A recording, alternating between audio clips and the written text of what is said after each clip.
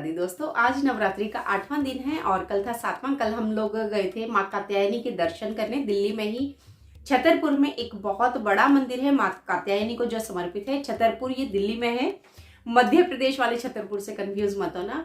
तो दिल्ली में एक जगह है, कह सकते हैं दिल्ली के आउटस्कर्ट्स में है, हरियाणा बॉर्डर आ जाता है उससे आगे। कुतुब मीनार से लगभग 4 किलोमीटर दूर वो जगह है।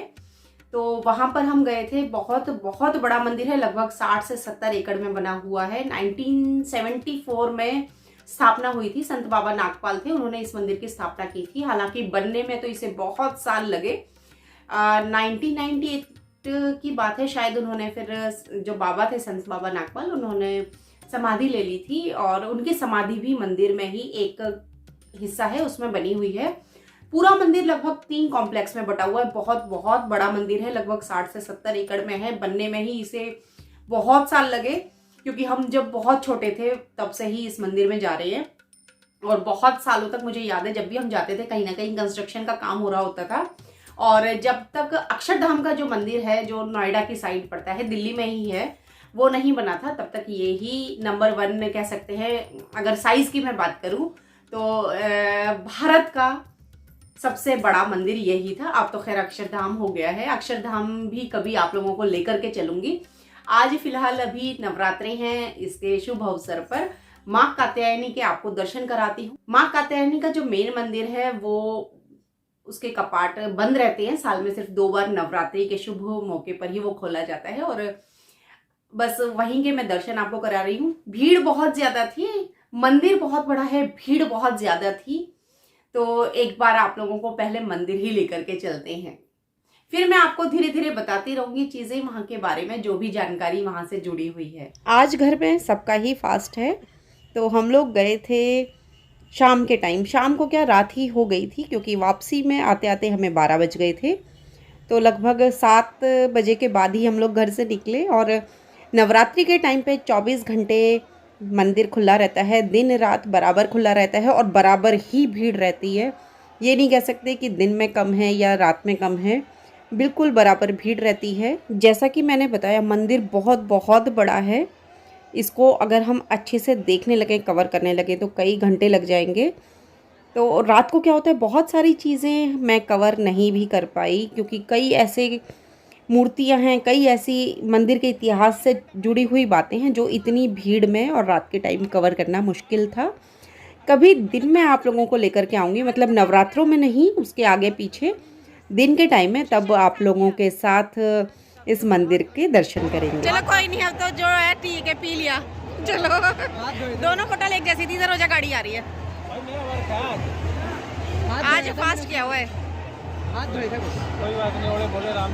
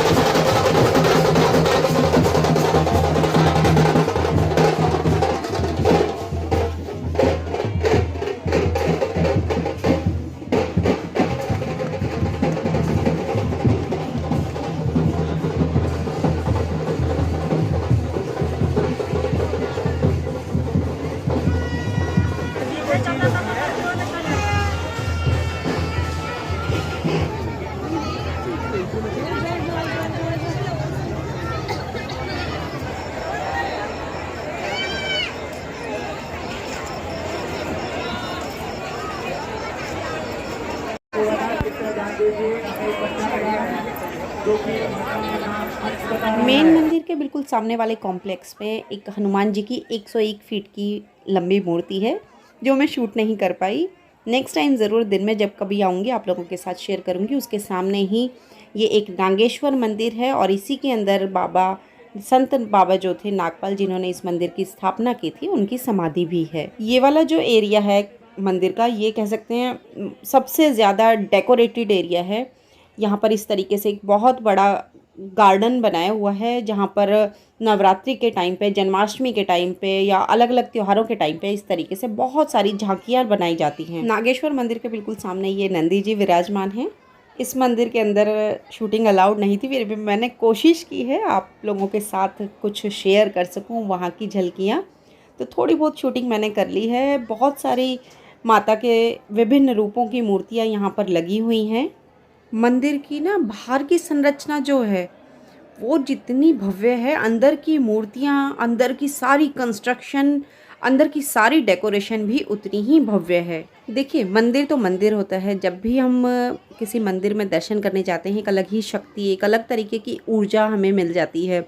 लेकिन ख़ास तौर से जब त्योहारों के टाइम पे जाते हैं ना, तो जो एनर्जी वहाँ से हमें मिलती है वो कह सकते हैं एक एनर्जी उन त्योहारों के टाइम जो हम अर्जित कर लेते हैं वो पूरा साल हमें काम करने के लिए, पूरा साल हमें किसी भी तरीके की परेशानियों को, बाधाओं को फेस करने के बहुत काम आती है। मेन मंदिर के बाहरी हिस्से में कुछ टाइम बिताने के बाद हम लोग आकर मंदिर जो मेन मंदिर है माँ कात्यायनी का, उसके लिए जो लाइन लगती है, क्यू लगती है, उसके दर्शन की लाइन में लग गए। और इस लाइन में हमें लगभग 2 घंटे का टाइम लगा मंदिर तक पहुँचने में।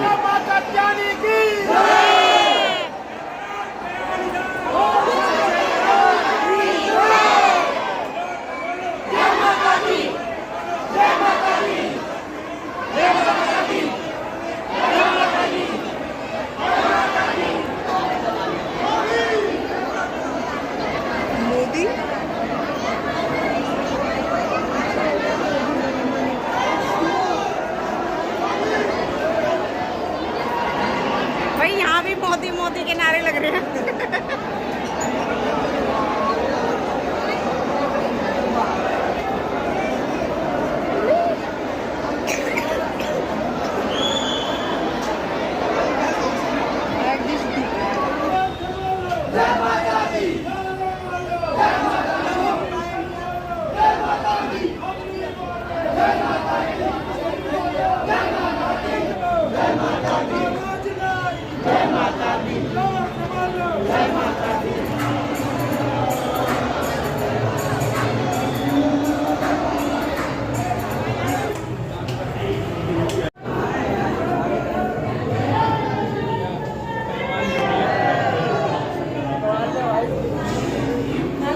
मंदिर का ये हिस्सा पूर्ण रूप से माँ कात्यायनी को समर्पित है। माँ कात्यायनी की बहुत ही भव्य मूर्ति यहाँ पर लगी हुई है।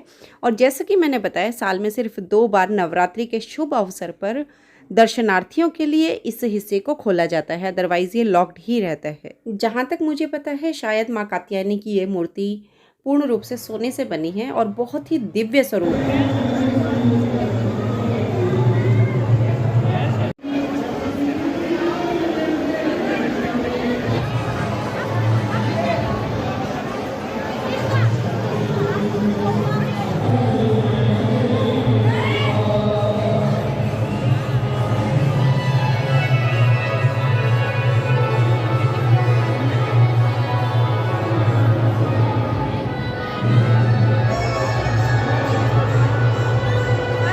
मेन मंदिर के बीचों बीच इस तरीके से एक बहुत बड़ा हॉल है ये, और यहाँ पर नवरात्रि के टाइम पे साल में 2 बार 9 के 9 दिन और रात माता का जागरण होता ही रहता है।